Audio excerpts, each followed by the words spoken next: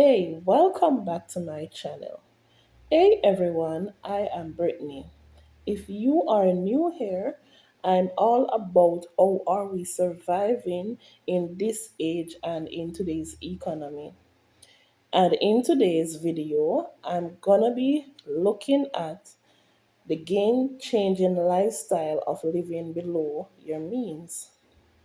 It might sound a bit simple, or some of us might call it dumb, but it's one of the best ways we can achieve financial freedom and reduce stress. Imagine enjoying life without having to worry about debt and financial anxiety. In this video, I will share different reactions and views from different TikTokers as they speak on the topic and how it is improving their life. And I do hope you find this video educational. And don't forget to like, share, subscribe, leave a comment. Let us know how are you living, how are you surviving. What really inspired me to start to live below my means is because my financial situation was so bad that if today was payday and for whatever reason money delays to clock into my account, I couldn't even afford to go to work. That's how bad my financial situation was. It was so bad that I didn't even have money for petrol just to go to work. Even money for a taxi, if I couldn't afford petrol, I'd be like, okay, cool, let me maybe catch a taxi. Sometimes it would be so bad I didn't even have money to catch a taxi to take myself to work.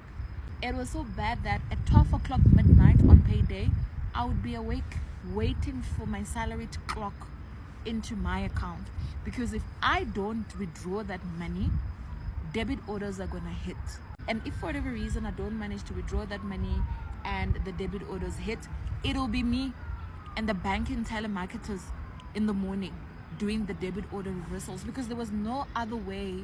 I knew that was my only way of living. That is how I lived my life. I don't even want to get into the circus around debit order reversals, because that on its own is dramatic.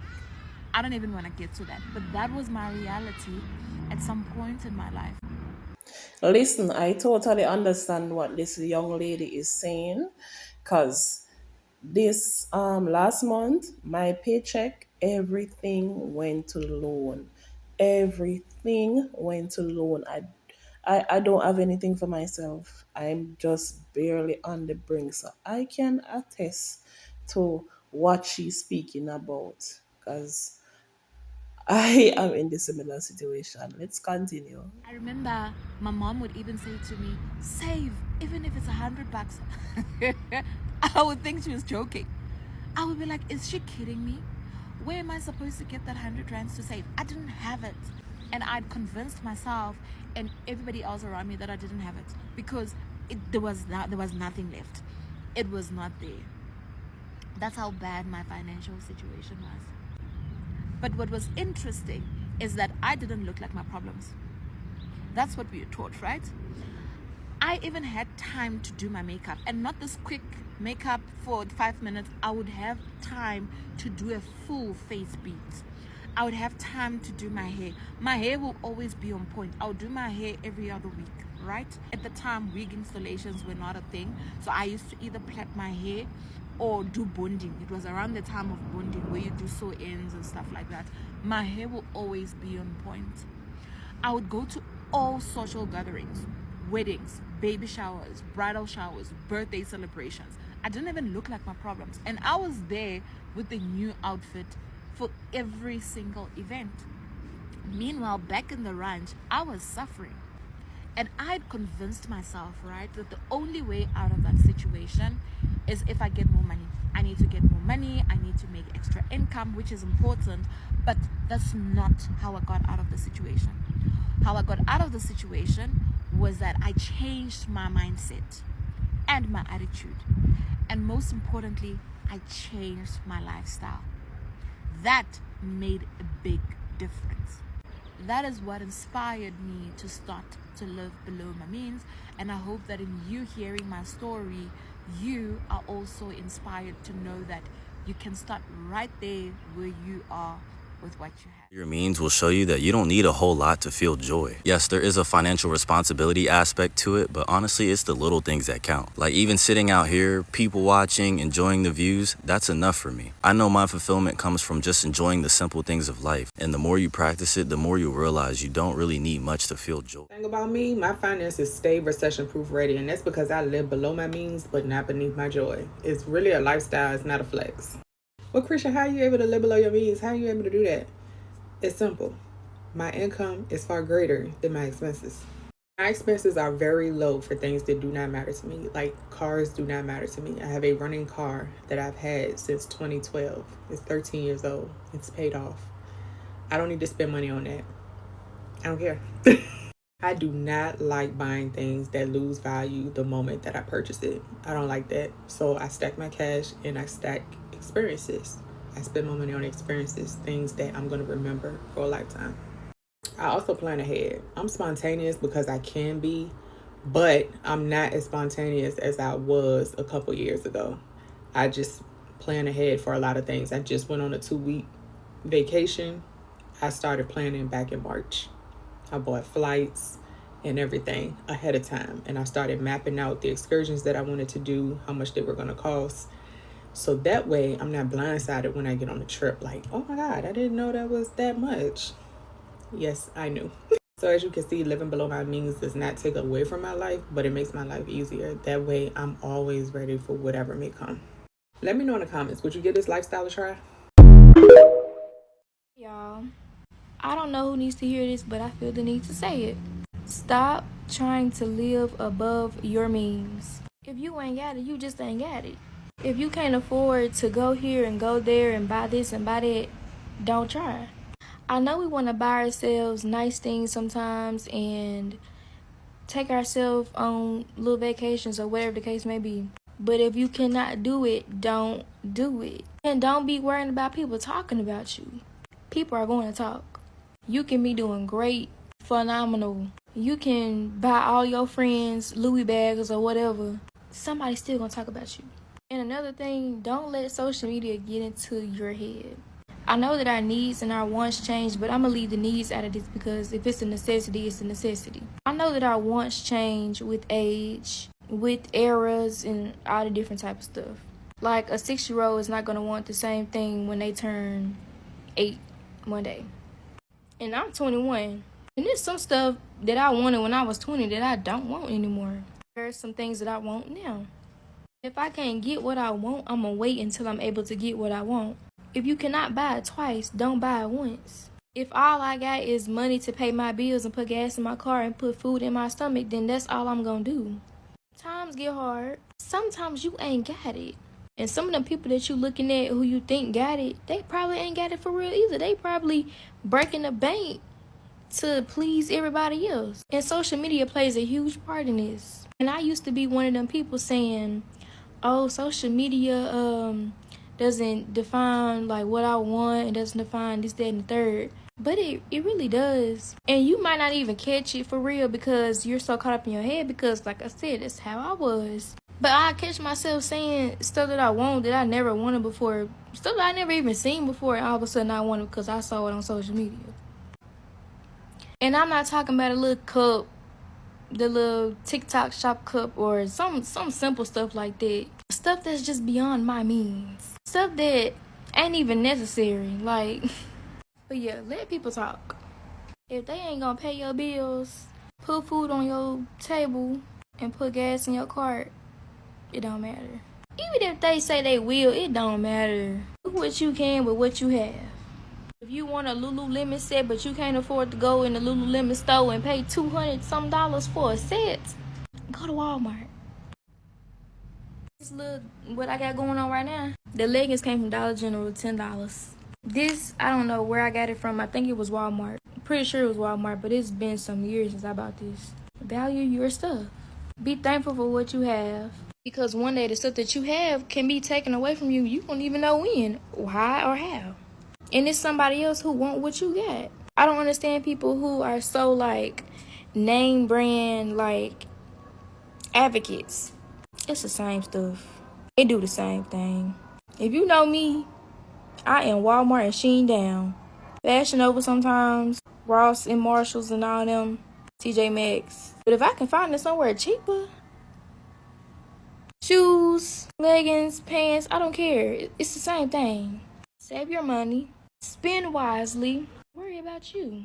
Figure your life out, especially in this economy, like I said. Inflation is crazy. It's too much stuff happening, period. Do what you can while you can and be grateful in it. And one day, God will bless you to be able to do the things that you want to do, plus do what you need to do and have more. But blessings are not just financial. But I'll get into that in another video. Happy Monday.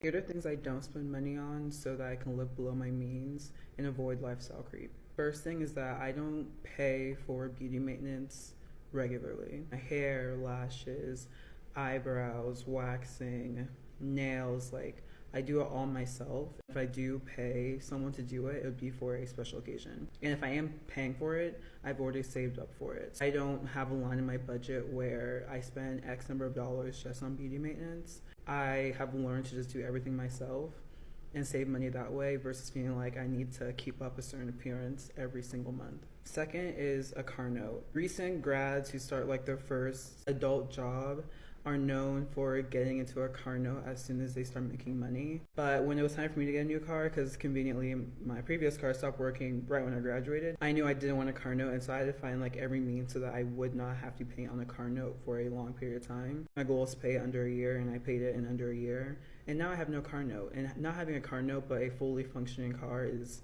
like a blessing in of itself. So I do not have a car note, and I will not have one until the car I have currently dies on me. The next thing would be having quality staples. I only have one everyday and church purse. I have one bag for work. I have one going out bag. I have one light jacket, one heavy jacket. I have one pair of sneakers that I almost always wear. I have one pair of gym sneakers, just one of everything. I have one set of headphones, one water bottle, one planner, one notebook, one everything. Feeling the need to have like multiples of those things, one is a waste of money, and two, I feel like you're less likely to want to invest in those things because you buy it so often or you have so many. I took time to like actually research and look into, okay, what's a good quality everyday handbag?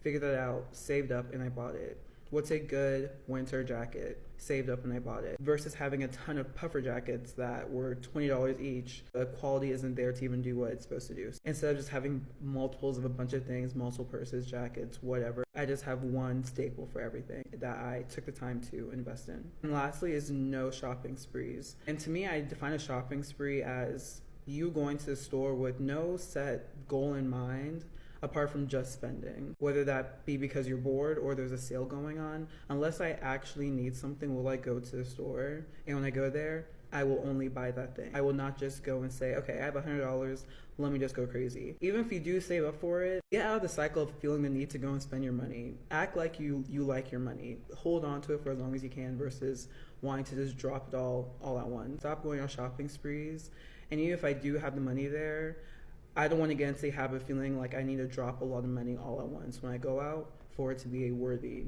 shopping experience. So these are the things that I did to avoid like lifestyle creep and just to keep living below my means and not living at my means. At this time I realized when we don't have as many responsibilities, like this is when you start building those long-term habits. That'll be helpful in becoming more financially. Popular opinion. People with no kids struggle just as much as the people that got 2, 3, 4, 5, 6 children. Children or no children, what's the reason that you struggle? People who struggle financially need to understand that having bills is not the problem because bills are a necessity to live. But the types of bills that you have and are paying for are debatable. Let's normalize living below your means until you can really live above your means. And then when you're ready and are able to live above your means, don't just shoot to live above your means right away. I think when we finally get out of the culture of feeling like we have something to prove, then we'll be able to live how we really, really, really want to live. And I also feel like a lot of times nobody's saying that you can't live life. Nobody's saying that you can't have nice things, that you can't go to nice places, that you can't travel the world. By all means, do that. But do it wisely. And that's the problem. A lot of y'all don't have a hustle that matches the. I live below my means. This is what it looks like. My name's Taylor, and I share the imperfections of my life, like how I live in a simple apartment, wear simple clothes, work a normal 9 to 5, and drive an old paid off car. Rarely will you see me shopping for things to make my life look more aesthetically pleasing. I don't follow trends, and as I've gotten older, I've learned that what my house looks like, what kind of clothes I wear, and what kind of car I drive is far less important to me than being financially secure. If living more simply reduces or eliminates my financial stress, then that is a no-brainer to me.